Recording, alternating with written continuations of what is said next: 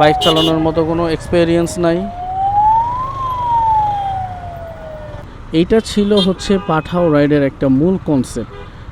পুরান ঢাকা যাওয়ার আগে এখন আবার হচ্ছে একটু যাওয়া লাগবে শনি রাখরা, নাহলেও যে কাজটা করছে ওরা নামায় দুইটা চটকানা দেওয়া উচিত ছিল।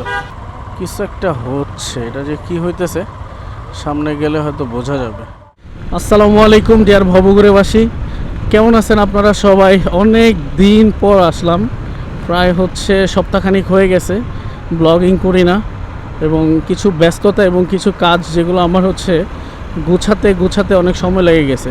আলটিমেটলি ব্লগিং এটা তো আমার পুরোটা একটা শখেই করি, এর বাইরে কোনো কিছু না। তো পার্সোনাল লাইফ বা কর্মজীবন বলতে একটা ব্যাপার স্যাপার আছে, তো এই সব কিছু একটা অর্গানাইজড করে আবার হচ্ছে ব্লগিং আসলাম। আর এখন আছে আমি এয়ারপোর্ট রোডে, যেখানে প্রচুর পরিমাণে গাড়ি ঘোড়া আছে, এবং এইখানে রোডটা আপনি আস্তে ধীরে যদি বাইক চালাইতে চান আপনি পারবেন না, বা আপনি আস্তে ধীরে বাইক চালালে এই রোডের জন্য রিস্ক। আপনার এখানে অ্যাভারেজ স্পিড মিনিমাম 60-70 থাকা প্রয়োজন সিচুয়েশন ভেদে।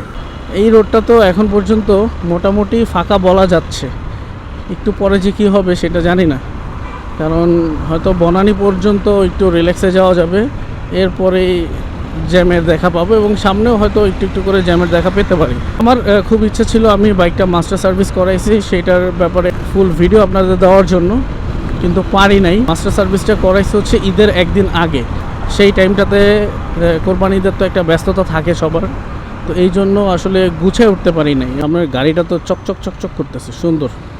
এখানটাতে কিছুটা জ্যাম আছে, জ্যাম না, এখানে হচ্ছে বাস স্ট্যান্ড, তার পাশাপাশি হাতের বামে রোডটা গেছে, এদিক দিয়ে আপনি পূর্বাচল, রামপুরা, বাড্ডা এইসব জায়গা বের হইতে পারবেন। আমি জানি না, হয়তো এখন লাঞ্চ টাইম দুপুরবেলা, আর আজকে প্রচণ্ড পরিমাণ রোদ, এই রোদের জন্য রাস্তাঘাট একটু ফাঁকা, মানুষজন প্রয়োজন ছাড়া বের হচ্ছে না।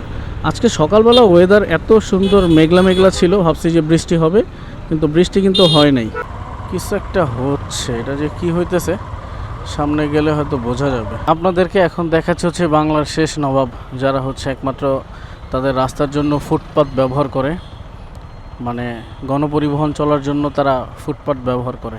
এরা কোনো দিন পরিবর্তন হবে না। এদেরকে যদি হচ্ছে এক একজনকে দাঁড়া করায় এই যে যাইতেছে, আপনি দেখবেন বেশিরভাগ মোস্ট পুলিশও ফুটপাত মারতেছে, পুলিশও ফুটপাত মারে, আর কি দেখার বাকি আছে।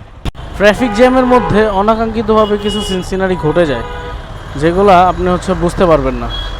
যেমন ধরেন এই যে আমার পাশে যেই বড় পিকআপটা, এই পিকআপটা একটু আগে আমাকে চমৎকারভাবে একটা চাপ দিছে, কিন্তু ক্যামেরা অফ ছিল, এই জন্য দেখাইতে পারি নাই। মানে ভালো লাগতেছে না মানুষের সাথে তর্ক করতে, আর্গুমেন্ট করতে, নাহলেও যে কাজটা করছে ওরা নামায় দুইটা চটকানা দেওয়া উচিত ছিল, কিন্তু করি নাই। মানে এত পরিমাণ গরম, শরীর ক্লান্ত, তার মধ্যে চিল্লাচিল্লি, হুড়োহুড়ি, এইসব জিনিসগুলো আসলে যাইতেছে না। বিশাল এক জ্যামযোগ্য পার করে তারপরে বের হওয়া লাগলো। বাপরে বাপ, এই রোডে নর্মালি যে জ্যামটা আজকে খাইছি এইরকম জ্যাম হয় না, বলতে আবার শুরু ট্রাফিক জ্যাম। যাক, মানে এই রোডটা আনএক্সপেক্টেডভাবে হচ্ছে ট্রাফিক ব্যাডবাস খেয়ে গেছি। বাই দ্য ওয়ে, পুরান ঢাকা যাওয়ার আগে এখন আবার হচ্ছে একটু যাওয়া লাগবে শনি রাখরা। রহমান ভাই কল দিছে, একটু শনি রাখরা যাওয়া লাগবে, ওনার সাথে একটু কাজ আছে, সেই কাজটা সেরে পরে যাব হচ্ছে পুরান ঢাকাতে। আপাতত মেয়র ফানি ফ্লাইওভারই হচ্ছে গন্তব্য, কিন্তু মনে ভাবছিলাম যে রোকেয়া হলের এইদিকে একটুখানি জ্যাম খেতে হতেই পারে। একটু জ্যাম নেই, বাট একটু একটুখানি ক্রাউড আছে। এখন আমি আল্লাহ করে এই যে ইউটার্নটা নেওয়ার যে রাস্তাটুকু, ওয়াও, মোটামুটি ফ্রেশই আছে। ইউটার্নের রাস্তাটুকু যদি আমি একটু সুন্দরভাবে বের হয়ে যেতে পারি, that's all, it's might be my success. প্রতি বছর এত পরিমাণ যানবাহন ঢাকা শহরে সংযুক্ত হচ্ছে, বিশেষ করে যখন পাঠাও রাইডটা শুরু হলো। পাঠাও রাইডিংয়ের মূল কনসেপ্টটা কী ছিল?